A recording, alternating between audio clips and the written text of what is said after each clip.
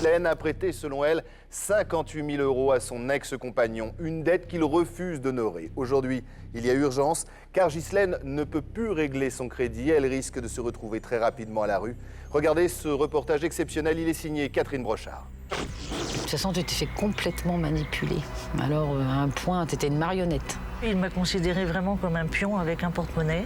Et puis une fois que le porte-monnaie est vide, au revoir. Tu étais soumise à un point, t'as vu, il te traitait comment là? Par amour, Ghislaine affirme avoir prêté 60 000 € à son compagnon. C'était toutes ses économies. Aujourd'hui, elle est ruinée. Et il me disait toujours ne t'inquiète pas, je te rembourserai, je te promets, dès que je te donnerai ça en plusieurs fois. Éperdument amoureuse de cet homme, Ghislaine lui a fait une confiance absolue. Elle soutient lui avoir prêté 60 000 €, mais une reconnaissance de dette de seulement 22 000 € a été signée. L'amour m'a rendue aveugle parce que je lui faisais entièrement confiance et j'aurais dû plus méfiante que ça. Si aujourd'hui Ghislaine fait appel à Sans Aucun Doute pour tenter de récupérer son argent, c'est que sa situation financière est critique. Son angoisse, se retrouver à la rue. Ma grosse crainte aujourd'hui, c'est que les huissiers arrivent là, puis dehors, quoi. De perdre tout, quoi. Tout perdre. Où est-ce qu'on va atterrir? J'en sais rien.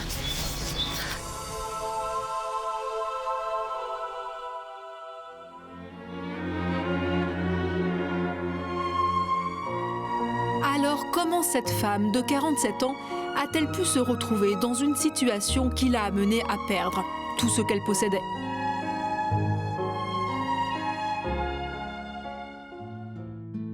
Il y a 10 ans, Ghislaine, tout juste divorcée du père de ses 2 enfants, renoue avec un homme qu'elle connaît depuis son adolescence. Il est aujourd'hui artisan, mais surtout il est devenu aux yeux de cette mère de famille un homme rassurant, charismatique et plein de charme. Ghislaine tombe amoureuse. Une histoire d'amour fusionnel qui l'a conduit très vite à emménager chez lui et à travailler à ses côtés comme secrétaire dans son entreprise.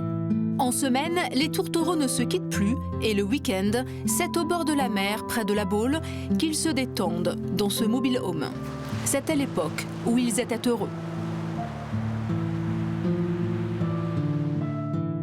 On vivait bien, il y avait une complicité qui s'était formée ici, autant avec les voisins qu'entre nous, quoi. Mais on était vraiment très bien ici.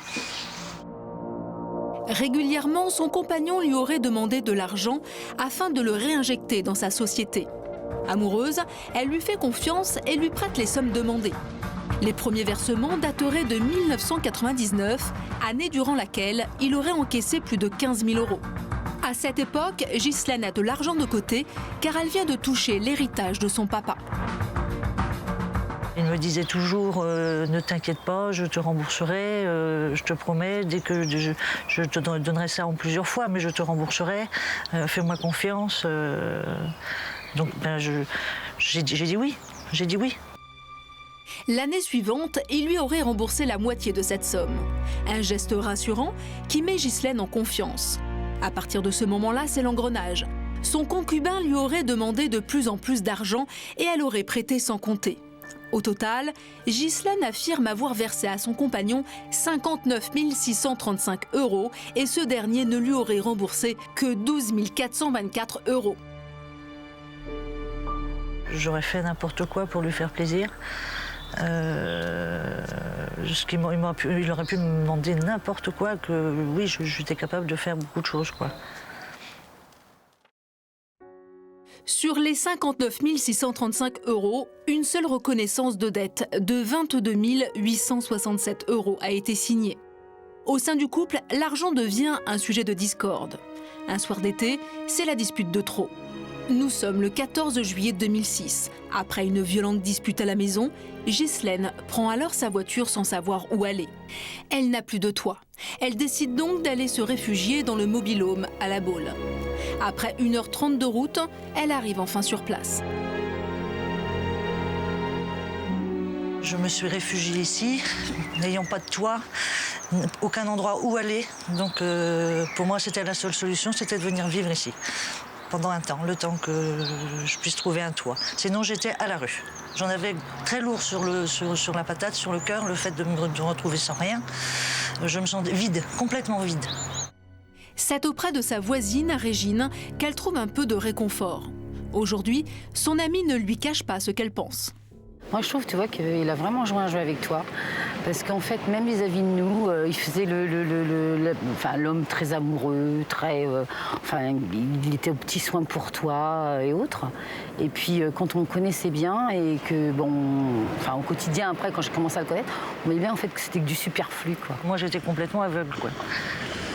C'était lui, c'était personne d'autre, quoi. Pendant plus d'1 an, Ghislaine vivra dans ce mobil-home et sera par la suite hébergée chez ses enfants. Cette année sera le début d'une longue descente aux enfers. Sans véritable domicile, elle perd en même temps son emploi puisque son ex la licencie. Au chômage, Ghislaine connaît la dépression et tombe malade. Grâce à ses enfants et ses amis, Ghislaine remonte la pente doucement. 2 ans après leur séparation, Ghislaine porte un autre regard sur l'homme qu'elle a aimé. Et c'est quand je reviens sur Terre que là, je me dis, mais ma pauvre fille, tu t'es fait avoir, quoi. C'est n'importe quoi. C'est n'importe quoi, quoi. T'as été bien embobiné, il t'a bien amené par le bout du nez. Pour lui, je n'étais qu'un pion avec un porte-monnaie. Aujourd'hui, Ghislaine vit dans cette maison dont elle est propriétaire, entourée de ses 2 enfants. Cette maison, c'est tout ce qui lui reste. Elle doit rembourser 381 € par mois, mais depuis 1 an, elle ne peut plus payer ses traites. En effet, à 47 ans, Ghislaine peine à trouver un emploi et en attendant, avec 1 000 € par mois, les fins de mois sont difficiles. Je suis arrivée financièrement à une situation où ça devient très critique. Je risque de perdre ma maison, de tout perdre, quoi. Tout ce que j'ai pu construire en quelques années, je risque de tout perdre. Tout. Je n'ai pas le choix de toute façon, c'est où je mange et je paye pas mon loyer, ou je paye mon loyer et je ne mange pas. Donc le choix est vite fait. Donc il faut absolument que je récupère cet argent pour m'en sortir, pour garder ma maison, garder mon toit, parce que c'est important. Aujourd'hui, ce sont ses enfants qui l'aident financièrement. Une situation intolérable pour cette mère de famille. Son fils, Kevin, âgé de 24 ans, aimerait pouvoir faire plus. Aujourd'hui, autour de cette histoire, je vois que t'es malheureuse dans tout, que ce soit au niveau financier ou même dans la vie, quoi, dans la vie de tous les jours. Que t'arrives pas à t'en sortir, quoi. Le banquier est tout le temps derrière toi, et puis t'arrives pas à te faire plaisir, quoi, jamais. Heureusement que je vous ai tous les deux pour m'aider financièrement. Bon, au niveau nourriture, si j'ai besoin, ne serait-ce que de l'essence ou n'importe quoi, tu fais le plein, vous m'aidez quand même beaucoup financièrement. Pour moi, c'est un inversement de rôle. C'est pas à vous de m'aider, c'est plus à moi de vous aider. C'est le rôle d'une maman. Mais bon, là, depuis 2 ans, plus de 2 ans, vous m'aidez.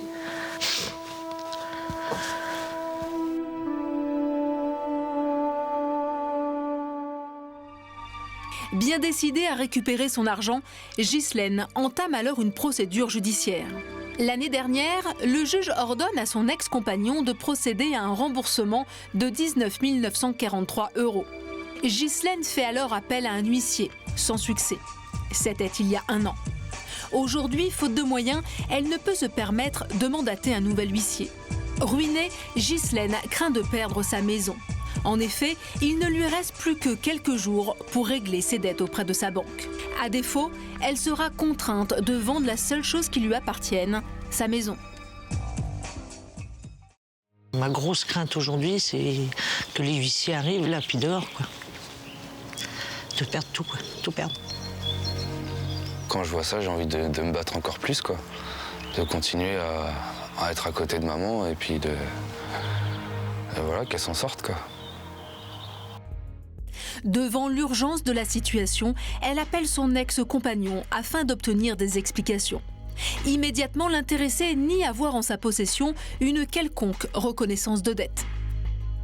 Tu m'as remboursé exactement dans les 12 000 €, c'est tout. Combien ? 12 000 €, et je t'en ai prêté 59 000. Alors le reste, il est où ? Trouve-moi les papiers de ce que tu m'as prêté. Qu'est-ce que je t'ai remboursé ? Attends, voir. Toi, tu vis bien, moi je suis en train de me serrer la ceinture en permanence.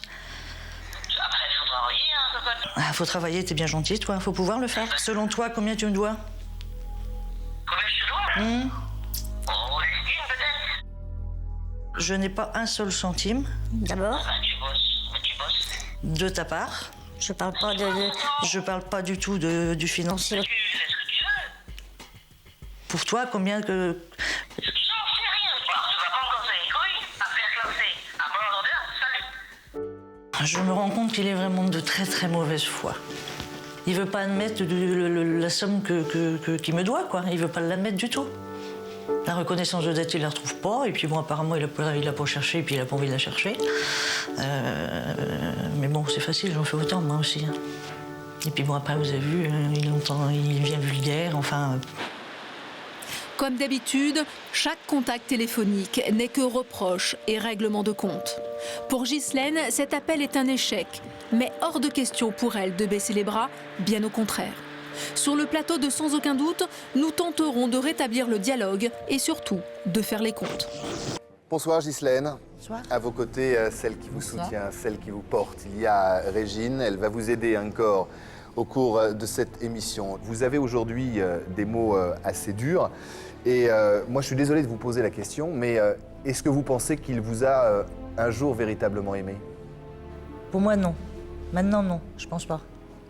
Il vous a brisé, cet homme? Ah oui, complètement. Anéanti, même plus que ça, d'ailleurs. Outre l'argent? Ah oui. Ah oui. C'est difficile pour une mère aujourd'hui de ne pas pouvoir élever, de ne pas pouvoir aider ses enfants quand on s'est battu toute sa vie. Oh oui. C'est très dur. C'est pas mon rôle. Mon rôle, c'est de les aider, c'est pas à eux de m'aider. Abusée, dit-elle, par l'homme qu'elle aimait, Ghislaine est incapable de subvenir à ses besoins. Son ex-compagnon lui doit la modique somme de 22 000 €.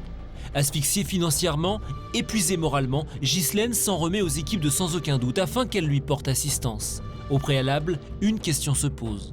Comment contraindre cet homme à rembourser notre victime? Denis Del Rio prend la parole. À ce jour, vous avez une reconnaissance, un contrat de prêt authentique et il faut le convaincre à passer à la monnaie. Mais si jamais la raison ne l'emportait pas, est-ce qu'on peut aller au-delà? Est-ce qu'on a les moyens d'aller au-delà? Ah oui, il y a les actions judiciaires et là, il faut passer par justice. Ça peut prendre un peu de prendre temps. du C'est pour temps. ça qu'il y a des mesures conservatoires qui peuvent être prises pour au moins se garantir un patrimoine futur. Mais il est évident que dans un premier temps, il faut tenter de recouvrer cet argent par voie de la négociation tout en laissant bien sûr œuvre de justice passer. Dans un instant, Sans aucun doute se mobilise dans l'intérêt de Ghislaine. Notre mission, obtenir un remboursement intégral des sommes que lui doit son ex-compagnon. Pour y parvenir, Catherine Brochard, l'une de nos journalistes, s'est rendue sur le terrain. Son objectif est simple, engager le dialogue avec l'adversaire de Ghislaine, un homme qui paraît indifférent à la détresse de notre victime. Toi, tu vis bien, moi je suis en train de me serrer la ceinture en permanence. Après, il faut travailler, hein, cocotte. Ah, faut travailler, t'es bien gentil, toi, faut pouvoir le faire. Tu vas pas me casser les couilles, à faire classer. À bon ordre, salut. 11h55, à l'horloge du plateau. Christophe Moulin demande à la régie de contacter Catherine Brochard. Comment notre journaliste s'y est-elle prise pour être certaine de rencontrer l'ex-compagnon de Ghislaine? Explication. En fait, j'ai prétexté, si vous voulez, des travaux que j'avais à faire chez moi. Et il avait l'air très intéressé pour faire les travaux. Donc, j'attire vraiment votre attention sur le fait que ce monsieur exerce toujours, il travaille puisqu'il a accepté le contrat que je lui ai proposé. D'accord, on vous suit, on vous regarde, allez-y. Allez, c'est parti, on y va. Dans un instant, Sans aucun doute continue. Notre journaliste s'apprête à rencontrer l'adversaire de Ghislaine. À cet instant, chacun ignore quelle sera la réaction de l'individu à la découverte de notre équipe. Bonjour, j'ai quelqu'un qui souhaite vous parler au téléphone. La surprise passée, l'homme consentira à s'entretenir avec Christophe Moulin. Hélas, la négociation se révélera plus ardue que prévu. Maintenant, un peu de bonne volonté, s'il vous plaît, monsieur. Là maintenant, ça suffit. Vous devez de l'argent, vous remboursez. Merci, au revoir. D'accord, super. Ghislaine obtiendra-t-elle gain de cause? Sera-t-elle remboursée? La réponse dans un instant, dans Sans aucun doute, sur TF1.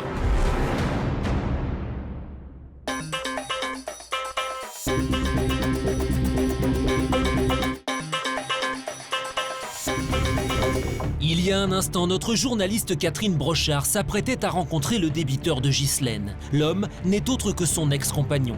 Il doit à Ghislaine la bagatelle de 22 000 €. Voici la suite de ce dossier.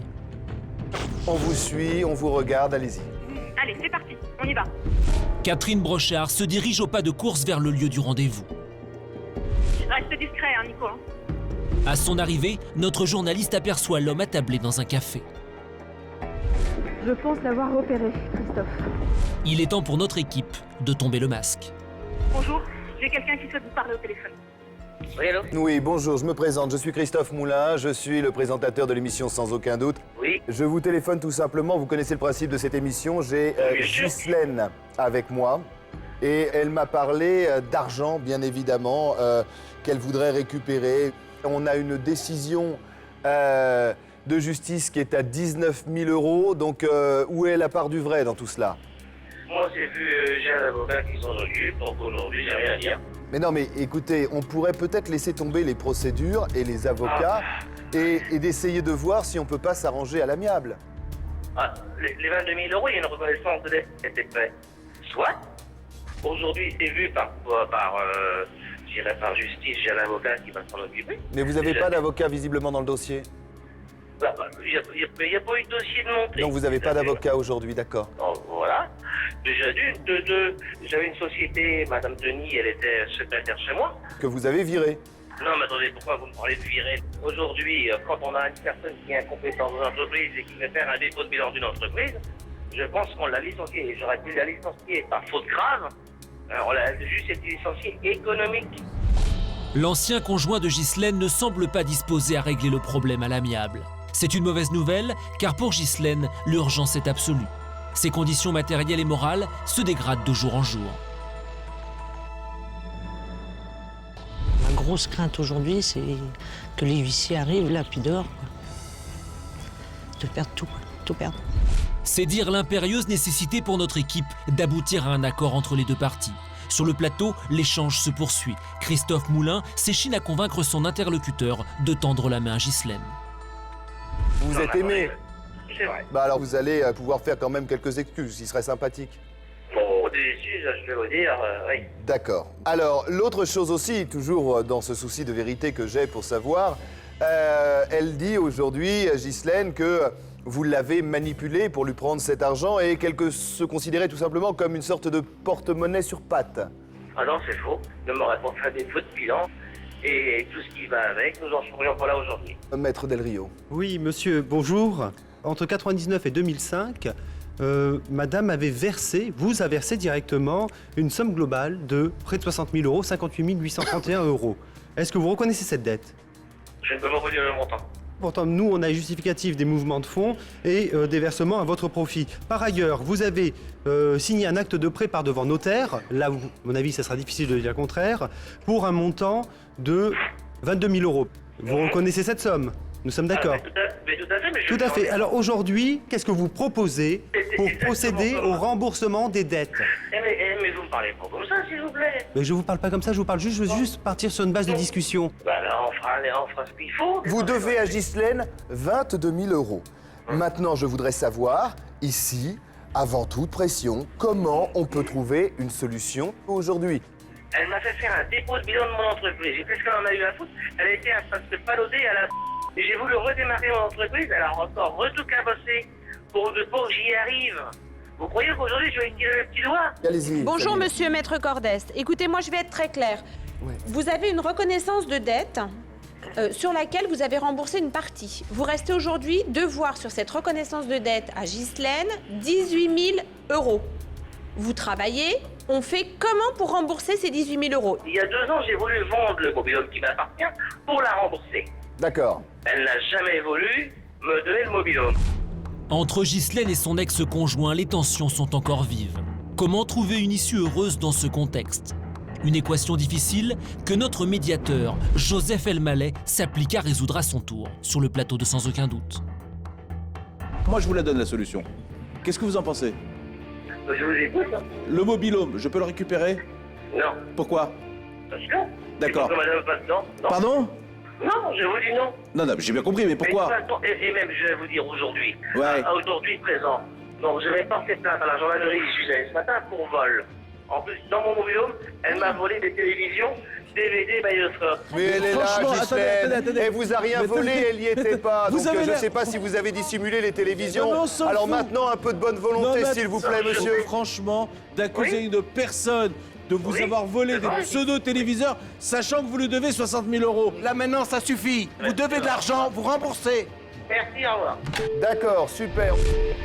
Notre interlocuteur coupe court à la conversation. Toutefois, nous disposons d'autres cordes à notre arc. Une fois la liaison rétablie avec notre journaliste, Christophe Moulin lui fait part de ses intentions. Alors, Catherine, ce que je conseille, et ce qu'on peut peut-être faire, c'est qu'il prenne au téléphone notre médiateur Joseph Elmaleh en dehors du plateau, que les esprits se calment et qu'on essaye de trouver une solution. Ça serait bien, hors antenne. Ça serait bien de trouver une solution. Alors, ce que je vais faire, rester en ligne, Catherine. Je vais demander à Joseph de quitter le plateau, d'aller dans la salle de médiation et de voir justement, et j'espère trouver une solution avec cet individu. Joseph, je vous fais confiance. Il y a un moment donné pour négocier, il y a un moment donné aussi, de temps en temps, pour sévir. Donc, vu le personnage, c'est peut-être une éventualité. À tout de suite, Joseph. Merci. C'est désormais à Joseph Elmaleh que revient la responsabilité de trouver un terrain d'entente avec l'individu. En coulisses, le dialogue s'engage entre notre médiateur et ce dernier. Moi, je ne me positionne pas ni en tant que juge, ni en tant qu'avocat. Vous êtes médiateur. Voilà, moi je suis le médiateur, je suis celui qui peut éventuellement tendre une main, éventuellement trouver une solution simple, pratique, et qui arrangerait éventuellement tout le monde. 30 minutes plus tard, Joseph Elmaleh regagne le plateau. Son intervention a-t-elle joué en notre faveur? J'ai eu affaire à une personne qui, je dirais, j'ai la naïveté de croire, qui ne voulait rien faire. Il nous a fait une proposition et je vais lui laisser le soin, avec votre permission, de nous la faire par téléphone. Vous ne voulez même pas la faire vous-même? Non.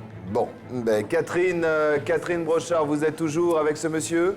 Oui, il est à côté de moi. Je peux vous le passer D'accord, si ben vous écoutez, voulez. essayez de me le passer, on va voir. Oui, je vais vous le passer, Oui, allô? Oui, monsieur, c'est à nouveau Christophe Moulin à l'appareil. Vous avez discuté pendant très longtemps, je crois savoir, avec notre médiateur Joseph Elmaleh. Que proposez-vous aujourd'hui pour rembourser Ghislaine? Aujourd'hui, je vais rembourser ce que je dois à la hauteur de 100 euros mensuels. Vous Non comprenez mais que c'est 100 euros mensuels. Vous êtes un entrepreneur, un homme de calcul. Ouais. Je vais vous demander en combien d'années vous aurez remboursé les 18 600 euros que vous devez. Les 100 euros, c'est pas sérieux. Je ne le peux pas plus. Mais comment vous pouvez pas? Vous travaillez. Mais faire quoi, moi? Travailler aussi. Mais vous avez une maison, monsieur, vous avez une voiture, vous avez un mobil-home. Oui, elle aurait travaillé, elle aurait eu tout ça. Ah oui. Non mais Et si vous attendez, n'aviez pas pris son argent aussi, elle aurait eu ça aussi. c'est le monde à l'envers. Bon, Vous pouvez pas lui donner des conseils comme ça, vous savez ce qui va se passer. Sur le terrain, la conversation se poursuit entre notre journaliste et l'individu. Catherine Brochard essaye tant bien que mal de le raisonner. Vous voulez lui reparler, Joseph? Non, voilà. Je parle pas, faut le dire. Hélas, l'individu campe sur ses positions. Pour Ghislaine, c'est une nouvelle désillusion. Pourtant, de la vie générale, tout n'est pas perdu. Maître Del Rio, on fait quoi face à un tel personnage? Face à un tel personnage, il faut que force reste à la loi. Il faut lui saisir à la fois son bien immobilier, que ses véhicules, que le mobil-home ou que l'ensemble des rémunérations qu'il peut percevoir. Il semble être salarié aujourd'hui.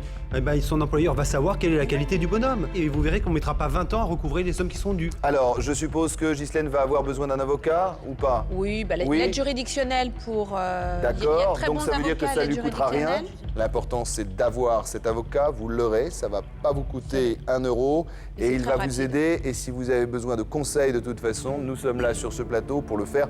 Je pense qu'avec ce monsieur, il n'y a pas à transiger. Aujourd'hui, il ne veut pas payer, on est d'accord Gérard. À un moment donné, il faut simplement régler ses dettes.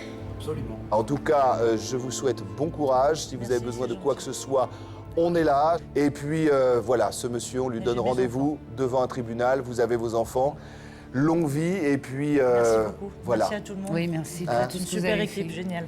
Ben voilà, et cette même équipe, elle est à votre service. Je vous laisse repartir et on ne se quitte plus.